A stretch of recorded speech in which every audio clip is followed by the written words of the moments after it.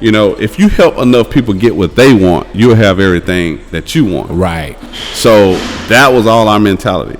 Help enough people get what they want, and then we'll have everything that we want.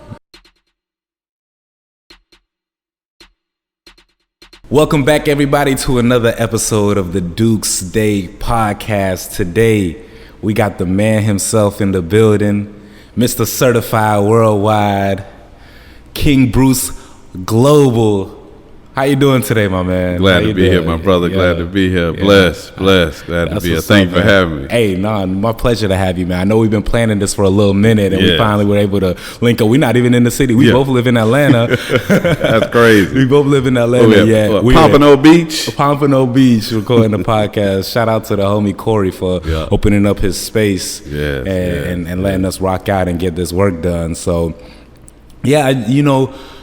the reason I really wanted to bring you on the podcast is because when I first met you, it was on Clubhouse during the pandemic. That's I heard you speaking, and I was like, and you were dropping game about your brand, you were dropping game about partnerships, you were dropping game about licensing. I was like, yo, this man knows a lot. So I immediately followed you, and then you are so open. You were like, anybody that needs to talk to me, reach out. So I went ahead and scheduled a call with you, and you just hit me up. You gave me a direct contact, and I locked you in. I locked you in as Bruce King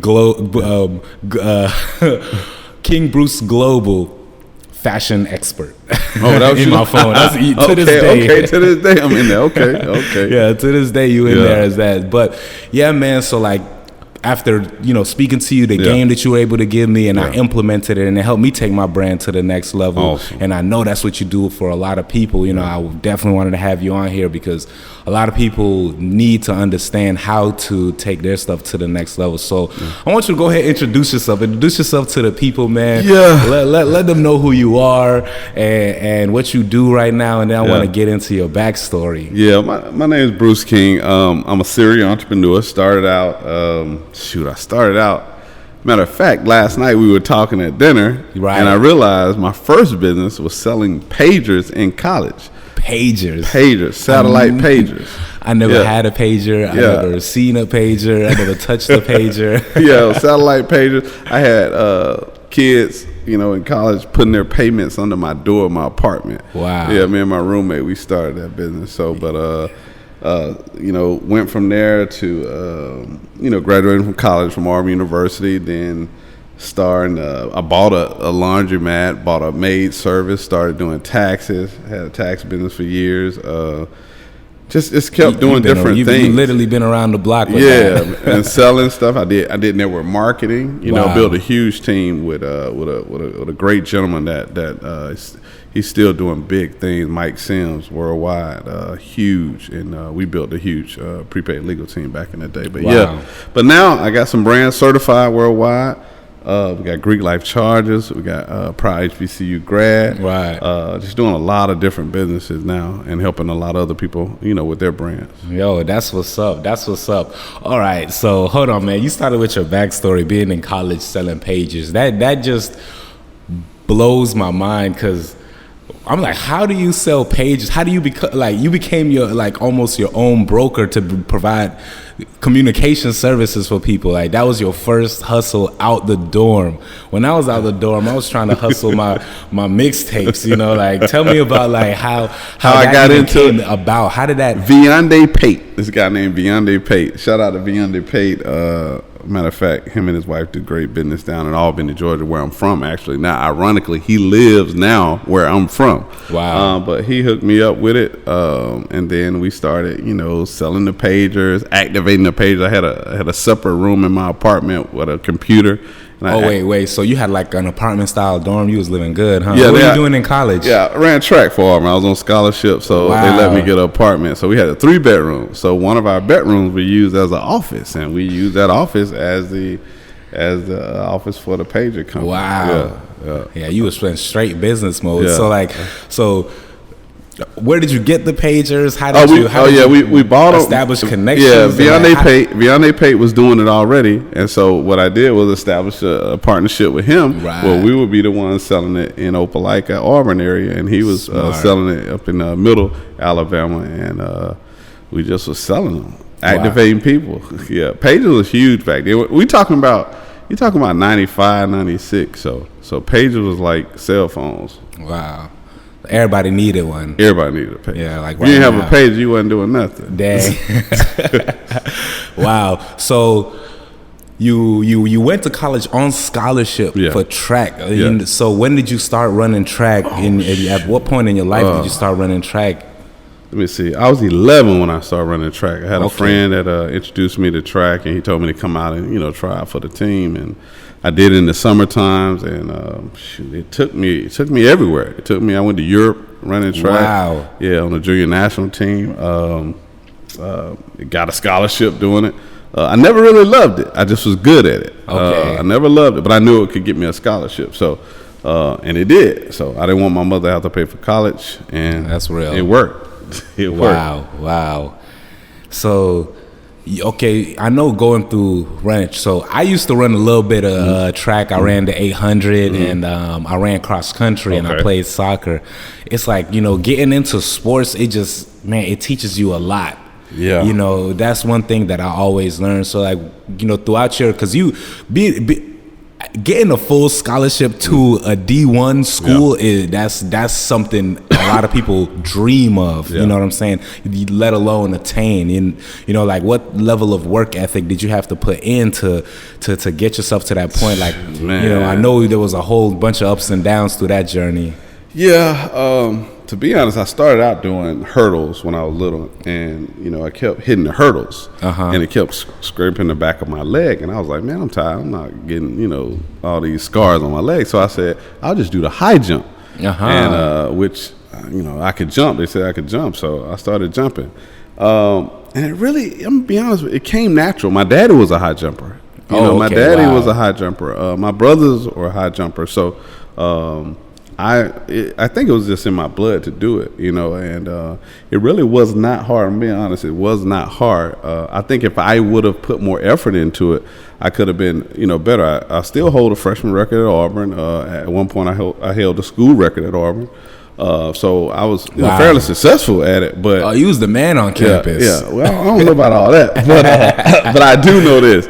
If I would have put more effort into it, I could have been, Olympian, things of that nature. Wow. So, Wow. That's really amazing. Okay, so you went from running track to hustling these pagers out during college, and then after college, what did you end up getting into? Actually, hold on. What did you study in college? Social work. Yeah. Social work. And the only reason why I did that was because my mother was a psychotherapist, and she told me not to do it. So I wanted to be she reverse psychology. Yeah. Well, I wanted to be an engineer, but it kept interfering with my track. Because that's a huge time commitment. Yeah. So it kept interfering. So then next thing I know, I said, you know what? Let me just get a degree, because I knew I probably wouldn't work for someone. Mm-hmm. So I said, let me get a degree that I'm familiar with already, because my mother, had been doing it for 20 plus years. Right. So I did it, and then after that, got a job. I think I stayed on that job 2 years, and then that's when I transitioned into some formal businesses, brick and mortar type. Okay, business. so what was your first job out of college? My social worker worked for Head Start. Oh, her Head Start, the early childhood. Yeah, schooling? With the kids. Yeah, I worked with the kids. Yeah, I was a social worker. Worked with the parents mostly, of course. Okay. But it was very rewarding work. Very rewarding. But I just knew that wasn't for me long term. Okay, got you. But I'm pretty sure there was like a lot that you learned from that, just interacting with all these parents all the time. And some kids are great. Some kids, are going through issues. And like, what was your experience with that, real quick? And I was working in a rural area in Alabama. A lot of poverty, just not a lot of opportunities too. The school systems were not great down in the areas I was working in, even like the public school system. Right. So it was very stressful working there, because you wanted to make change, but you couldn't make the change that you wanted to make. You needed more and more. It's because it's so systemized already. Yeah. So I did all I could, though. I mean, I think in those years that I was there, I feel like I did do a lot of stuff that I wanted to do for the kids. Right. And then you said after that, you got into some brick and mortar. Well, let me tell you what happened. I read this book called Rich Dad Poor Dad by Robert Kiyosaki. Yo, that book, that's the book that changed my life. Well, it changed my life. All right, but check this out. I'm going to tell you how stupid this was. I wouldn't tell nobody to do this. I read the book. Right. I quit my job 2 weeks later. Wow. Yeah. I'm not telling people to do that. I did that. I just so happened quit my job, found a company that was ready to sell a cleaning business. Right. And I bought it. I bought a cleaning business. I bought a cleaning business. 20-year-old cleaning business. I bought it. Yeah. How old were you? Shoot, probably 25, 26. Yeah. This man bought a whole cleaning business. How much did that cleaning business cost? I think it was $40,000, and I didn't have a credit card at the time. So how in the world did you come up with $40K? Fresh out of college, actually, you quit your job first of all, so you definitely don't have any money coming in. But you were able to somehow get that $40K to purchase a cleaning maid service. What? Yeah, it was a maid service. Yeah, okay. Yeah. Well, I was volunteering coaching, and I tell people this all the time. You got to do stuff for others. So I was volunteering, okay, and then I had a mentor. He took me to this bank, vice president of the bank. Just so happened to be one of the kids that I was coaching, daddy. Oh, wow. And he said, connections. Connections. He said, hey, come over here next week. You'll be able to get the loan. So I got the loan, and I paid the whites, the people that I bought it from, $40,000 with the bank money. Bought it. $17,000 a year in revenue. A month in revenue the company was doing when I bought it. And it was back in you bought the company for $40K and it's already making $17K a month. $17K. So by 3 months, it's like the business done paid for it was gross in that. And then what was your net? Net was probably about $6,000 a month. Wow. Yeah. So I was doing good. I'm everybody. That's less than a year. You recouped. Yeah. Wow. And everybody there was older than me too. All my workers were older than me. I never had workers before. Wow. So I had to learn that. Yeah. How did you manage that? How did you manage I didn't manage it. A young buck coming in. I didn't manage it. Okay, so what'd you do? You put somebody? No, I'm saying I didn't manage it well. I'll just say that. Yeah, I had to learn. I learned a lot. Okay, got you. Matter of fact, one of the oldest ladies that was there, that was a maid, had been there for 13 years. She pulled me to the side one day. She said, "Young man, there's no way you're gonna get us to do what you want to do in the way you're trying to do it." And after that, she talked to me, and I got her on my team, and then everybody else fell in line. Yeah, got you. Okay, got that's smart. That's very smart. Yep. Wow. So then after you started running that, and you said you didn't manage it well, so you found somebody, or somebody kind of gave you some advice. Gave me advice. Yeah, one of the workers did. As far as how you can kind of move forward with that. Mm-hmm. So then, as you continue to do that. What did you personally learn as far as working with people? I had to go back to my degree, really learn how people interact together, how to get people to do stuff that you want them to do without belittling people, making sure people have dignity, treat people right. So I learned that young, to treat people right that you employ. And so that's what I did, really. Wow, that's amazing. That's really amazing. So, what made you get out of what made you get out of that business? Stop making money. Oh, see, I'm not one of these people that are tied to things. A lot of people are prideful. Right. If I do business, it makes money. I try not to do a business that that I feel like it won't make money. Nobody tries to do that, but I really try to study businesses that make money, and I try to get into businesses that will make money quicker rather than later too. Right. Yeah. And it doesn't always work like that, but I do try to get in those businesses, and so that's what happened. So after that, got into the tax business. Everybody need to do their taxes, death and taxes, two things. Every year in businesses got to do 3-4 times a year at least. Yeah. So we trained, and how I did that was the lawyer that was an accountant for the maid service that I bought. One day he called me to his office and told me, "Hey, you can't afford me anymore." Wow. Yeah. In his office, told me I can't afford him anymore, and I was like, "Okay." So before I walked out, I said, "Well, who can I afford in the city?" And he said somebody's name. I went straight to that accountant's office, hired her as my accountant. Before I walked out the door, she said, "Hey, you want to learn how to do taxes?" Oh. I said, "Yeah." So I worked for free.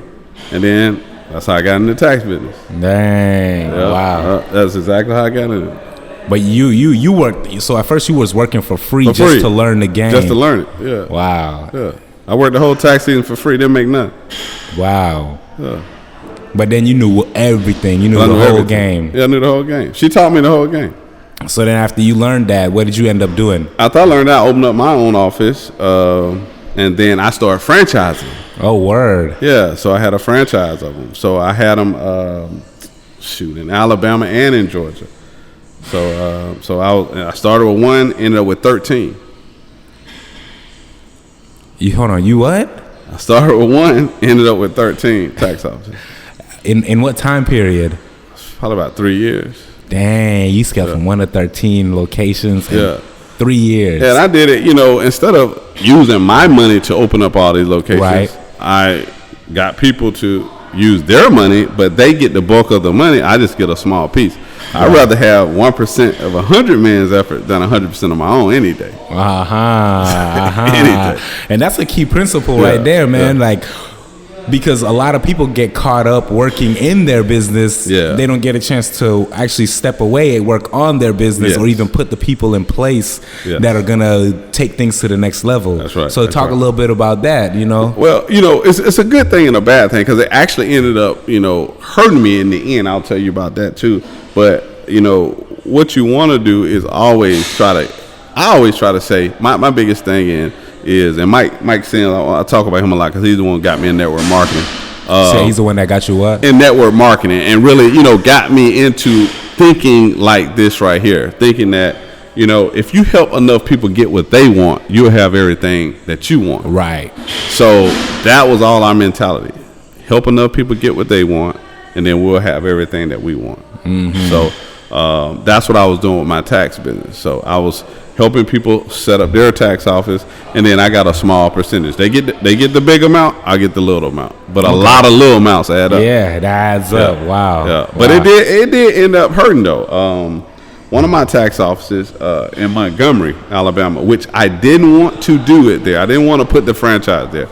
But one of my business partners, they wanted to do it because it made sense for where they had their support at. But we put one there. The people that they hired were scammers. So the scammers were scamming.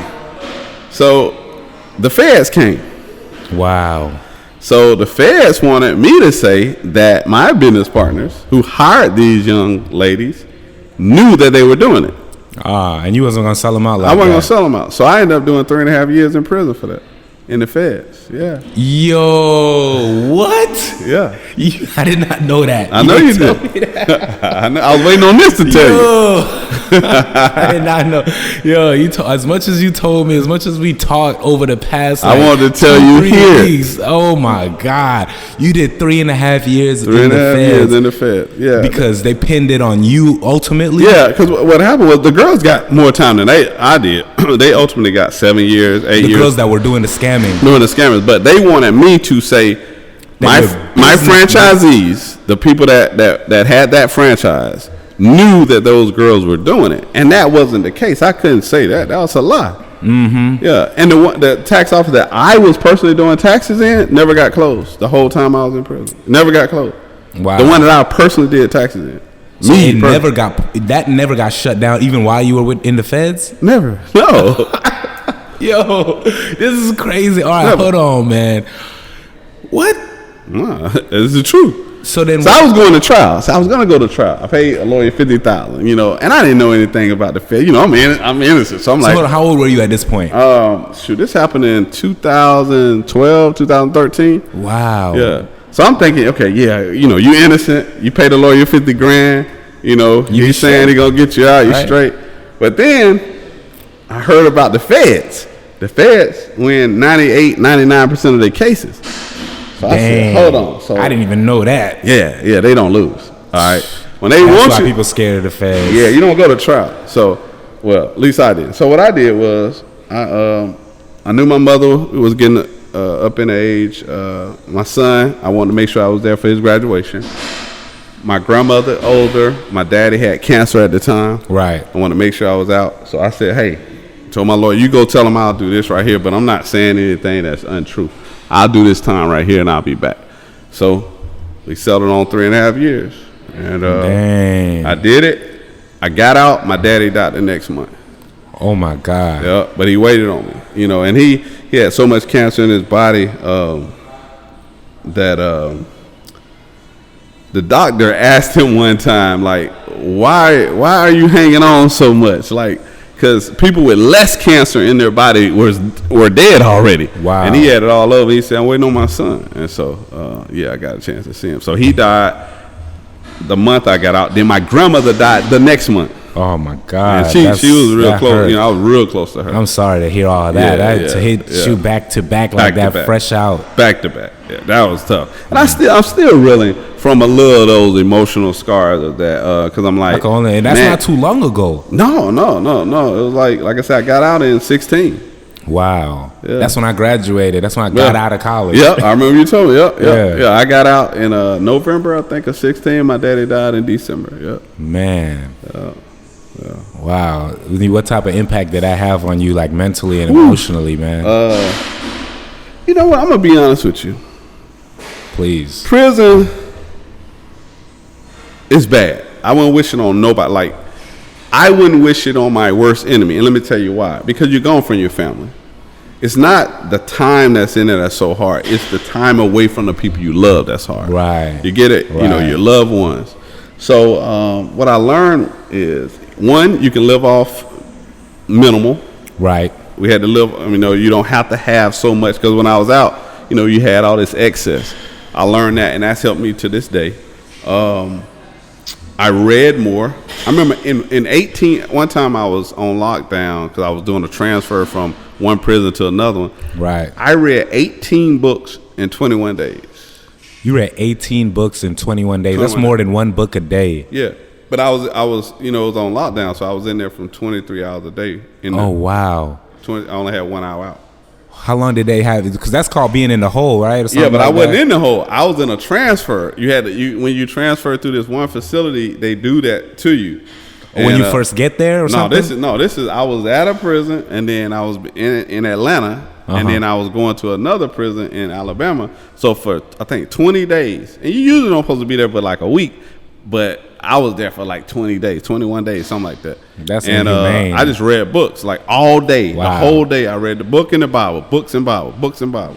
I get another book, put it through the little hole, tell the guy, give me another book. So hold on, did you pick the books that you read, or they just grab any book? No, sometimes I just get what they had. Wow. Yeah. Now when I was, like I said, in the facilities, oh my God, I probably read in those 3.5 years, I don't know how many books I read. I can't even tell you. I mean, it had to be 60, 70, 80, maybe 100. I don't know. Yeah. Wow. Everything.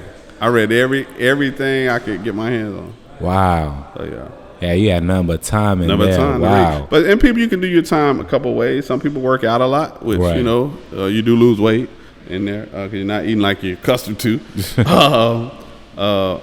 Some people read. Some people, I learned how to make leather bags. I make leather bags by hand. Wow. Yeah. Never did anything with my hands before in my life. Sewing and all. Yeah, sewing and all. Yeah, I can sew leather bag, crazy. backpack, anything. So my point, I learned a lot. Like I said, I wouldn't wish it on nobody, but that time gives you time to reflect. I'll say that. I'll tell you this right here. I probably met some of the best people in my life inside of there, some of the most solid people in my life, and to this day I'm business partners with some of those people. Wow. And some of those people are my friends who are making millions of dollars out here legit, and it's some of the most solid people. They tell you they're gonna do something, they do it. Their word is everything. Wow. So, yeah, that's respectable right there, man. And that's a heck of a journey, bro. Oh yeah. Oh my God. Oh, yeah. So yeah, you came out, man. Your father is gone. Your grandmother is gone. You had all these close relationships with family members that just all of a sudden it's gone. And now what?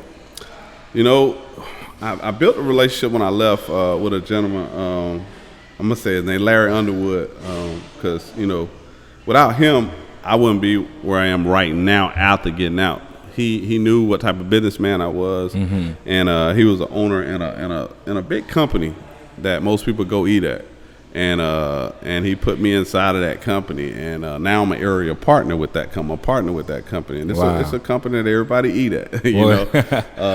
I remember we talked about that a little. You told me a little bit about that because, you know, you just being able to climb the ranks in that. Some people don't see that for themselves. They completely focus on entrepreneurship, but they don't realize, like, yo, you can still do your thing in the corporate world and be an entrepreneur simultaneously doing your thing. And that's key for a lot of people, and that's the people I really want to, you know, I've been helping, and I really want to help because most people have jobs. And I want people to, you know, to live their life, and I want them to live it more abundantly. So, but I don't want nobody to quit their job, because I'm gonna tell you, it's hard when you do that. It's tough. You do. It's a book I read. I can't think of the name of it, but it basically tells you really supposed to, like, burn your bridges behind you, and that's what I did. Because sometimes, it was like I forgot what war it was. Like he was leading his people in, and they burnt the boats.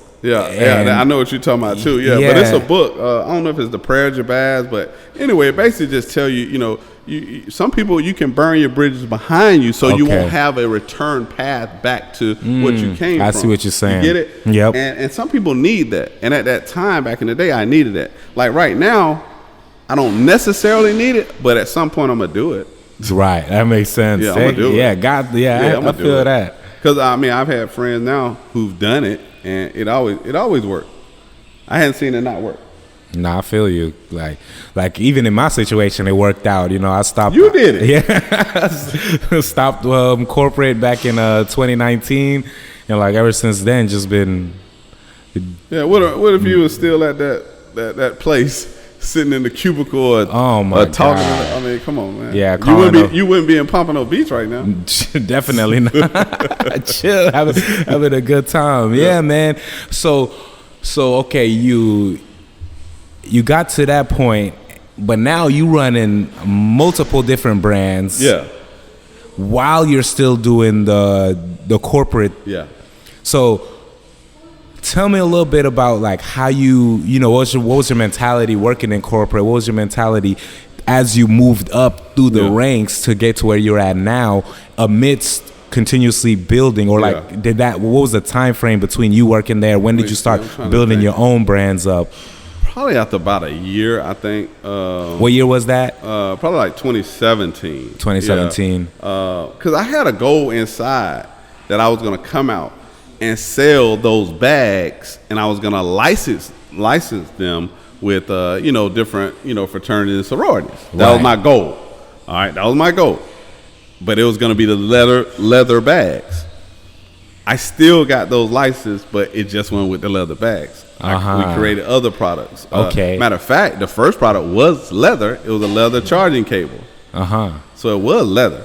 So that's what Greek Life Charging. Greek Life, just about to bring that. So that was the birth of Greek Life Chargers. That was the birth of Greek Life Chargers. I was in prison, thought about it, and then I came out and said, you know what? Let's get these licenses. So I partnered with some friends of mine, and we got the license. Wow.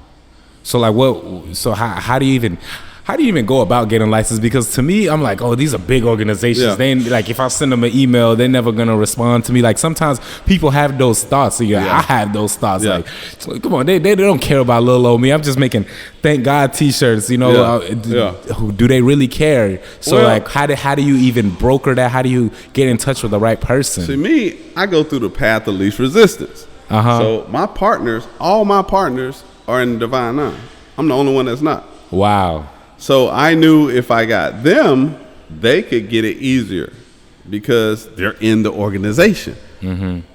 So I work with partners, and that's how we did it. And you send emails, a lot of back and forth, a lot of money, not a ton though, but it's very rewarding. You can create products for, that those members of those organizations they need. They like to represent themselves, and we provide those products for them.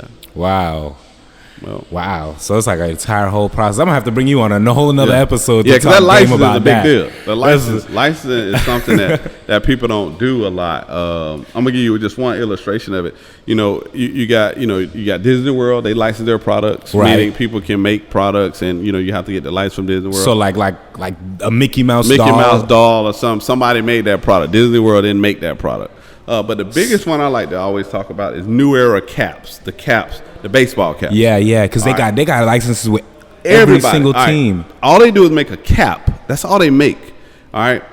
What you buy it for is not the New Era on the side. You buy it for what's on the front of it. So you buy the cap because it got Yankees on it. You're right. The Red Sox on it. Right. The Marlins on it. So you're gonna buy their caps because of what's on the cap. Yeah, their brand is already booming. Yeah, you don't have to create a brand. So now their brand is just kind of associated with that, and they make the money. Wow. Just like with Greek Life, we don't own the intellectual property. They do. We just put it on products. We get it approved, and we put it on products. And you sell that. And we sell it because the brands, those are historical organizations. Wow. And everybody need a charger. I'm looking for a charger right now. Yeah. We needed one just a little while ago. For real. Yeah. So yeah. Wow. Yo, that's crazy. Okay, so you started Greek Life Chargers. Then what inspired you to continue to build additional brands? Because I know you have Proud HBCU, and now you got Certified Worldwide Apparel. Because I saw the money coming in. I saw the money. How much were you making? I gotta know that. Greek Life, I'll just say we 6 figures. Wow. Yeah, we're doing 6 figures. Wow, that's amazing. Yeah, we're doing 6 figures. So I'll tell you this. Once I saw that, I said, okay, how about we find another niche market and we do something with that? So we did Proud HBCU grad simultaneously doing certified. So Proud HBCU grad, I have my partners, which Corey, who's we're in his place right here, right? And then we got my other partner, Farrell Merritt. He went to HBCU. I didn't. I went to Auburn University. Right. So you get it? So I had to get somebody who went to HBCU. I felt that'll help out with the company and make it grow the way we needed to grow. So we're very proud of that company. And then Certified is something that's totally different. Never did anything like this. This is a real, true quality street brand. Pima Cotton Polos. I mean, this is real right here. This is a real one. So I'm real excited about this. And we just started.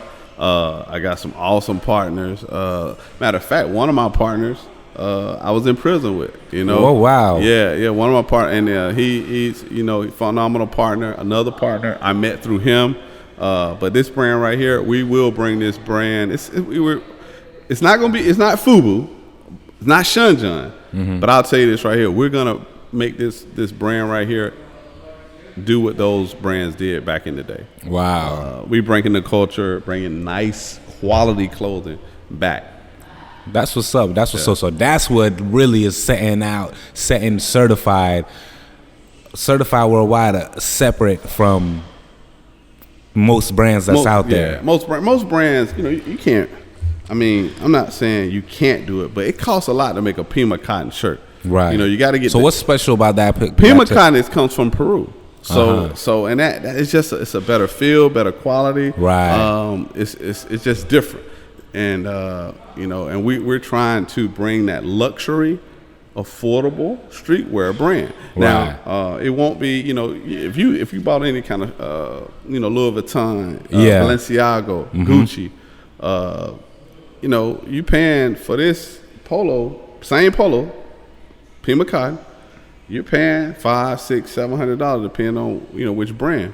We're not going to be at that price point, but we're going to be at a price point that's going to be a lot more affordable, but the same quality, the same design, great design. We're working with a person that and a respectable black-owned brand. Yeah, and the person we're working with is great. Our collaborator who helps us design. I mean, we pick out everything from the buttons to how long the collar length. I mean, everything we design from there. So it's going to be very nice. Wow, Man, it's one of them right here. I see you. I see you rocking that. You gave me one earlier, so I'm excited. I'm excited to rock that. I'm gonna rock that when I get back to the A, and flex with that on Certified Worldwide. Wow. So what's next for you, man? Next, like I said, I want to help people because you got a lot of people that work. Like I said, my biggest thing, I want to help people, start e-commerce brands. It's not that hard. I'm good at figuring out different businesses that you could do that will make money. I probably got 5 of them in my head right now. I just can't do them. I don't have the time to get them started, but I can help somebody else to get started. So I'm gonna start up my Startup King and start working with people more, doing consultations, doing classes, doing things of that nature to help them get started. Yeah. That's what's up. What's up. Yeah, because there's so many people. Like, I be getting questions in my DMs like all the time about merch, about marketing. So I play that marketing game. Yes. I run that marketing place. So we definitely gonna have to talk and expand on that idea with the what is it you said, the brand king? Yeah, Startup King. The Startup King. Startup King. Because you know what? To be honest, I don't really like running businesses, but you have to run them to make money. Right. I love starting up business. Okay. Because that's the hard part. Most people want to own their own business, but the hardest part is what? Getting started. Yeah. And so that's what I'm good at, getting you started. I'm good at getting that idea out of your head, putting it into execution. You know, a lot of people can't execute. I can get that business from your head to the execution standpoint where you have a physical product. Wow. Yeah. Man. Yeah. Quickly. I can do it quickly. Yeah. Wow, that's gonna set you up, and then they're gonna be able to tap into all the resources. Yeah, that we you got already. I got a lot of people around me. You, I got a lot of people around me. Corey, I got a lot of people around me in my network that can help you with all the different facets of running the business. Wow. So, what do you see for yourself? Actually, let me ask you this, right? Being the person that you are today, what would you have told yourself like 10, 20 years ago? What advice would you give younger Bruce King that would set him up? That's a good question. To get to where you're at faster or even further than where you're at now? Because people don't. You can't go back. That's the one thing. You never want to have regrets, but if I had to say one thing I would have told myself was go with your first instinct. I knew I shouldn't have did the franchise, let them do the franchise in that area. And if I would have just went with my first mindset and said, you had a gut feeling. I had a gut feeling. Do it in another area, then maybe it wouldn't have happened. But I'm going to tell you something. It's going to sound weird. That was one of the best things that ever happened to me. Yeah, from a spiritual standpoint, from friendship standpoint, you learn who your friends are when you're gone and not dead. You get it? Right. So you won't know who your friends are if you're dead, but you learn who your friends are when you're gone and you're not dead. And it brought a lot of clarity, to the people around me. And most people don't get a chance to get that clarity of who is for you and who's against you. I know who's for me. I know who's against me. Wow. Yeah.